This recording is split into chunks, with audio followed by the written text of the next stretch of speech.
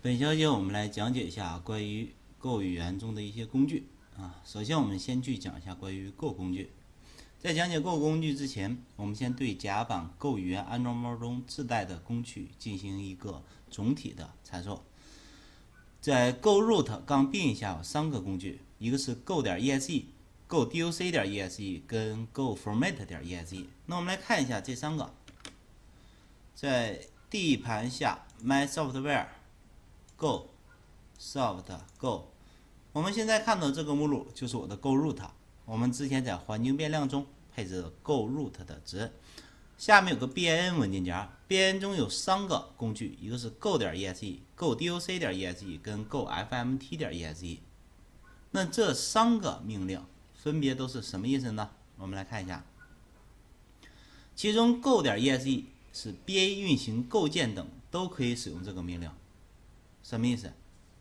它的意思是 Go 这个工具是一个比较大的一个工具，这个工具有很多相关的参数，这些参数实现了很多样的一个功能。比如说我们在后面2个小节学习的 Go.doc.exe 和 Go.fmt.exe 这2个命令和 Go.exe 中2个参数是比较类似的啊。那我们来看一下。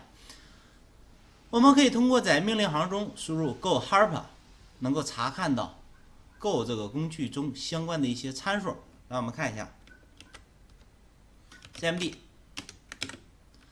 Go help， 文档中和这里面的是相同的内容。这些内容我们去分别来解释一下啊。刚才我们说到这样一个事情。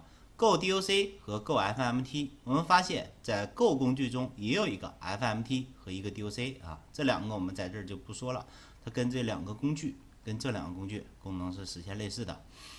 那么我们先去对这些参数，我们常用的一些参数进行解释。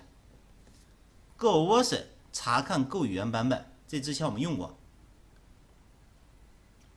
那我们现在来运行一个命令行，在里面我们输入Go version OK， 表示可以查看 Go 语言的一个版本 Go 1.10.1 Go env 环境，完整的一个 Go 语言环境。Go list 是查看 Go 语言文件目录，它这样的啊。实际上它还有一些可用参数，但是我们用的并不是特别多啊，所以我们简单来了解一下这个。它主要的一个作用是能够帮助我们去列出当前目录中所有 Go 语言进行包解析的内容。如果在当前目录中没有可编写的 Go 文件，也就是说 Go 文件没有在当前目录，我们看一下什么效果。C 盘 user 章这里面就没有。那我们现在输入一个 Go list。它告诉我们没有，那我们现在想办法要有一个在计算机 D 盘下 Go 中右键新建一个文件夹0105，在0105中我们去快速的写一个简单的，还是写 Hello World 的举例吧。Go， 在里面输入 package man function。先导包，导完包之后 function man fmt 点 println hello world OK， 保存一下。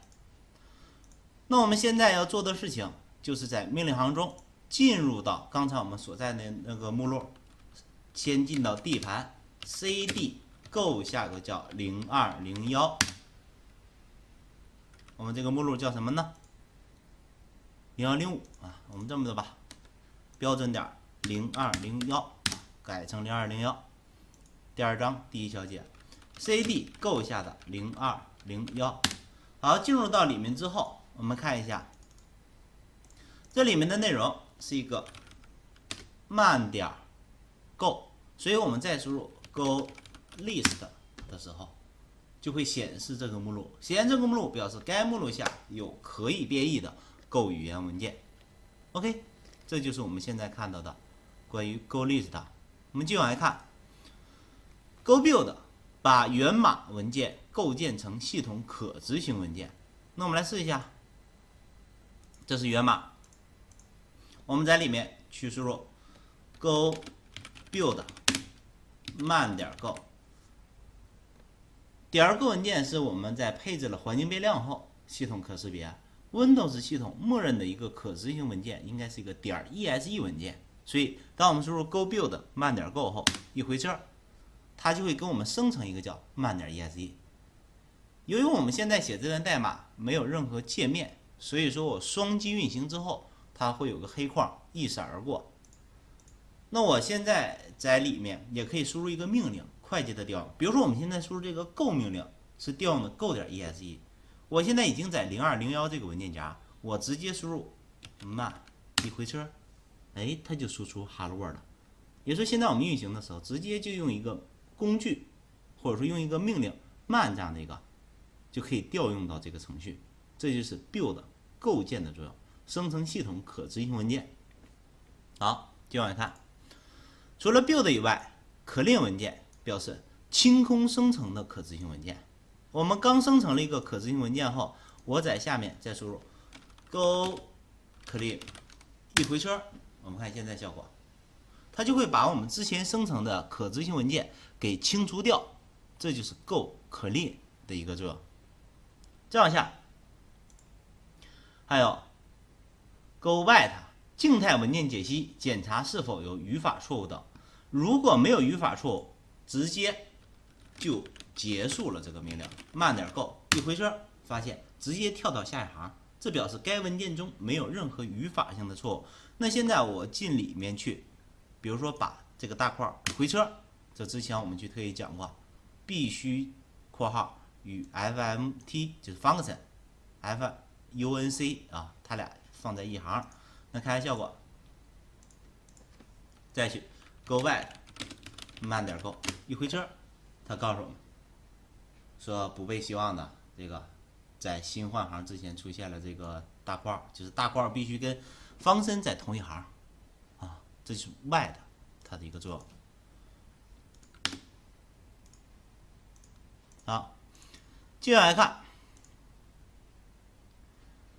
go get 和 go bug 它俩，我们先说一下 go get 可以直接从远程中啊，也是从互联网中下载Go语言的一个第三方Go语言库，下载下来直接安装到 Go Pass 这个环境变量，听清楚是 Go Pass， 我们从来没有配过 Go Pass 啊 ，Go Pass 我们之前配的是 Pass， 而不是 Go Pass。Go Pass 表示当前项目所在的目录。那 Go Get 它能够做什么事情呢？它能够去下载到这个文件夹的一个 src 文件夹中。但是一定要注意，我们默认下载的内容都从 Go 语言官网去下载。那这个官网已经被我们国家去屏蔽掉，所以说如果我们直接想下载是下载不下来的。但是我们可以使用这个命令，能够下载到，比如说 GitHub 这种第三方库中的内容，可以下载下来。我们在后面会用到这个命令。OK，Go Bug 表示提交 bug。当我们输入这个命令后，它会弹出一个窗口。那这个窗口，浏览器窗口，在这个窗口中提交 bug。Go Test 是单测试的一个工具。那我们在后面章节会有一定的讲解。而 Go Run 我们之前用过，表示运行文件啊。Go Run 慢点 Go 运行文件编译并运行，听清楚啊。Go Run 跟 Go Write 它俩是有区别的。Go Write 表示就来编译该文件是否有语法错误等，而 Go Run 表示编译后运行该文件。也就是说 Go Run 要比 Go Write 功能要多一点点。好，这就是我们本小节讲解的关于 Go 语言中的 Go 工具。